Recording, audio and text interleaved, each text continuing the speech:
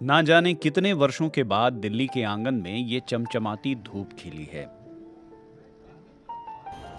सूरज तो हर दिन निकलता है, लेकिन गाड़ियों के धुएं, कल कारखानों से निकला जहर और पराली जलाने से फैले धुएं का बादल उसकी चमक को स्याह कर देता था।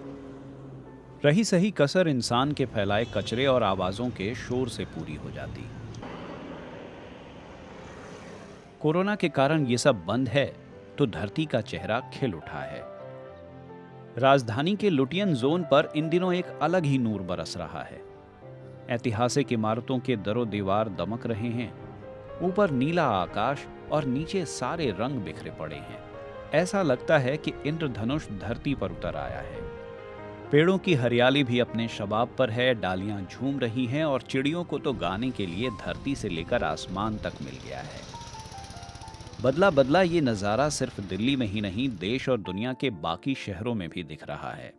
सैलानियों और स्थानीय लोगों से भरे रहने वाले पेरिस, मैड्रिड, वेनिस, मिलान, ब्रसेल्स, बर्लिन, लॉस एंजलिस, हर जगह की फिजा में खुशगवारी है। वेनिस की नहरों में अब डॉल्फिनों की वापसी हो रही है तो पेरू के तटों पर परिंदों का जमावड़ा है। ज्यादातर शहरों की हवा मोटे तौर पर 5 से 30% तक साफ हुई है और इसका असर हर तरफ नजर आ रहा है। सैटेलाइट से ली गई तस्वीरें भी इसका सबूत दे रही हैं। कंप्यूटर के जरिए तैयार तस्वीरों में देखा जा सकता है कि हवा कितनी साफ हुई है।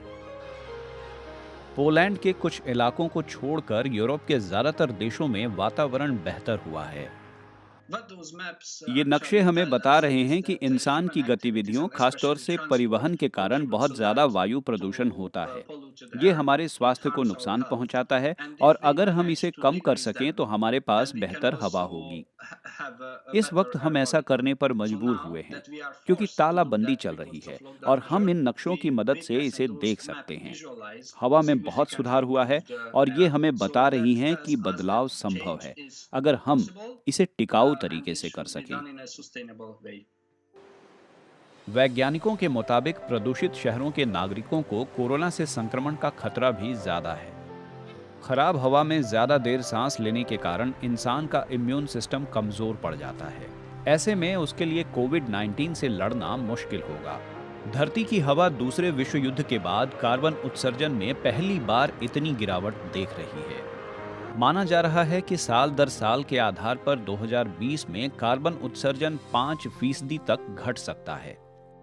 इससे पहले 2008 में आर्थिक मंदी के चलते कार्बन उत्सर्जन 1.4% कम हुआ था।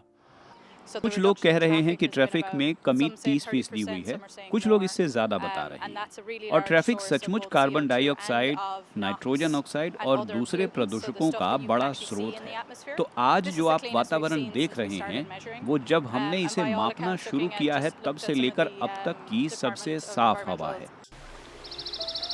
आंकड़े बता रहे हैं कि 75 साल पहले दूसरे विश्व युद्ध के खत्म होने के बाद जो दुनिया भर में मंदी छाई थी, उसी वक्त धरती की हवा इतनी साफ हुई थी।